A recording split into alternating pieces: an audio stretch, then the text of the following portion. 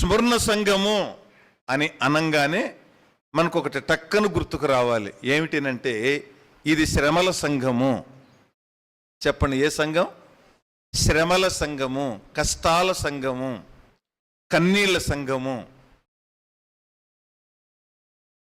బాధలు, ఉపద్రవాలు, కరువులు, ఖడ్గాలు ఎదుర్కొంటున్నటువంటి సంఘము, దేవుని కొరకు నష్టపోతున్నటువంటి సంఘము, దేవుని పక్షాన నిలవబడుతున్నటువంటి సంఘము.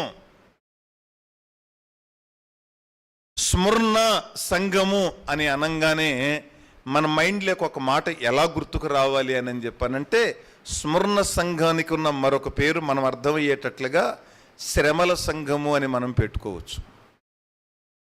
ఎఫెసీ సంఘము అనంగానే మొదటి ప్రేమను పోగొట్టుకున్నటువంటి సంఘము, తప్పిపో